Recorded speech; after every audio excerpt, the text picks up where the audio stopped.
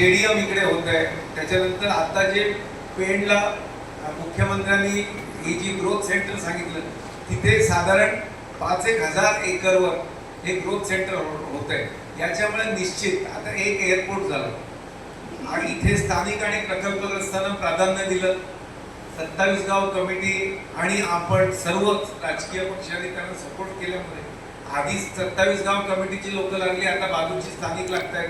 एकही आंदोलन नोकरी करताना झालं नाही. ही उपलब्धी आहे. कारण कोणीही राजकीय पक्षांनाही त्याचं क्रेडिट जाते. कोणी चढावड न करता आधी स्थानिकांना जी असलेली कमिटीला सोबत घेऊन स्थानिकांना सोबत घेऊन केलंय. त्याच्यामुळे कुठेही संघर्ष झाला नाही, आंदोलन झालं नाही.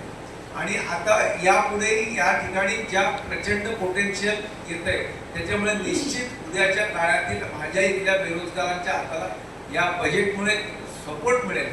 आणि 12 लाख कोटी रुपये 5 लाखापेक्षा वरच्या महानगरपालिकांना मिळणार आहे. निश्चित पनवेलला पैसे मिळणार, महानगरपालिकेला मिळणार आहे. त्या आपापल्या बजेटरी प्रोव्हिजन आणि पॉप्युलेशन इंडेक्स प्रमाणे. त्याच्यामुळे या सर्व बजेटचा कॉमन माणसाला नक्की फायदा होणार आहे. आणि बेरोजगार तरुणाला उद्याच्या माझ्या इथल्या स्थानिक प्रकल्पग्रस्तांना निश्चित उद्योग हाताला त्याच्या काम मिळणार.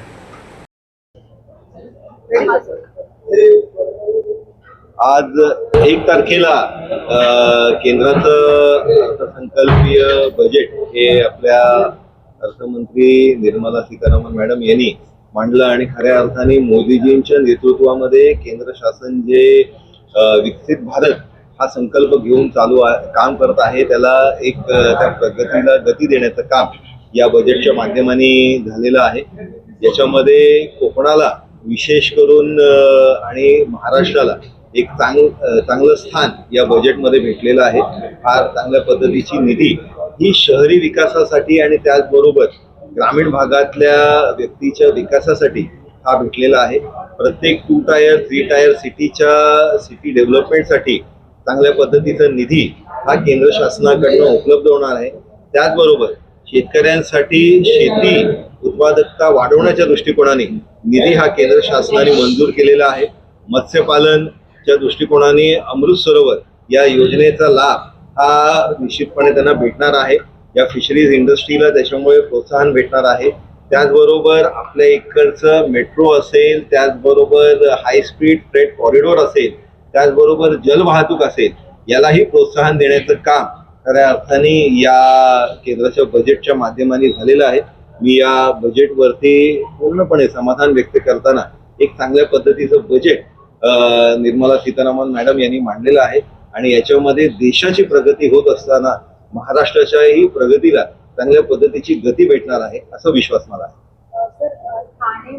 ठाणे महानगरपालिकेची निवडणूक आम्ही महायुतीमध्ये लढलो आणि ज्यावेळेस प्रचार चालू होता त्यावेळेस 1 नंबर ते 29 नंबर प्रभागामध्ये सगळ्या ठिकाणी फिरत असताना एक स्पष्ट मत जे मी माझं व्यक्त केलं होतं की भारतीय जनता पार्टी महायुतीच्या माध्यमाने ज्यावेळेस आम्ही ही निवडणूक लढतोय त्यावेळेस 100 पेक्षा जास्त नगरसेवक हे महायुतीचे निवडून येतील.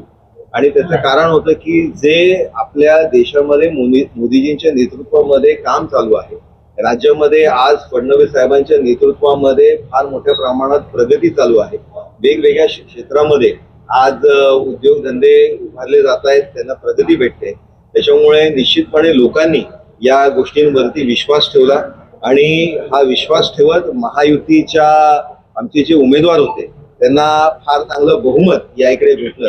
आणि त्याच्यामुळे राज्यामध्ये काम करत असताना मुख्यमंत्री माननीय फडणवीस साहेब आहेत, उपमुख्यमंत्री शिंदे साहेब आहेत, यांच्या नेतृत्वावरती लोकांनी महायुतीमध्ये उमेदवारांवरती विश्वास ठेवून या इकडे जनमत दिलेलं आहे.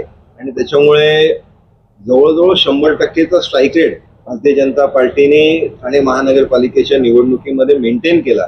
त्याच्यामुळे आम्ही जो निर्धारनाम्यामध्ये लोकांना दिलेले शब्द आहेत ते पुरे करण्यासाठी राज्य शासनाची मदत आणि त्याचबरोबर केंद्र शासनाची जी काही मदत असेल ती निश्चितपणे लोकांचे ट्रॅफिकच्या संदर्भातले जे प्रश्न आहेत, पाण्याच्या संदर्भातले प्रश्न आहेत, पार्किंगच्या संदर्भातले प्रश्न आहेत, फेरीवाल्यांच्या संदर्भातले प्रश्न आहेत, हे सर्व सोडवण्याचं काम ते आम्ही महायुती म्हणून निश्चितपणे करतो. घटना झालेली आहे. खरं तर हा अजितदादांचं जे निधन झालं ते खरंच दुर्दैवी आहे आणि महाराष्ट्रामध्ये प्रत्येक माणसाच्या मनाला चटका लावून देणारा ती घटना होती. आणि त्याच्यानंतर सुनेत्रा वहिनींकडे ही जबाबदारी आली. मला पूर्ण विश्वास आहे की राष्ट्रवादी पक्षाने ही भूमिका जी घेतलेली आहे, हा निर्णय जो घेतलेला आहे, त्यांनी जी सूत्र आणि निर्णय प्रक्रिया सुनेत्रा वहिनींच्याकडे दिलेली आहे, त्याच्यामुळे निश्चितपणे चांगल्या पद्धतीचं काम त्यांच्या हातात होतं. स्पष्टीकरण आपल्याला नितेशजी देतील. जे त्यांनी सपोर्ट केलं ते आपल्याला जास्त स्पष्टपणे त्याच्यामध्ये सांगू शकतील. त्यांनी ते बोलण्याच्या मागे त्यांचं काय संदर्भातलं होतं ना, ते संदर्भ समजून घ्या.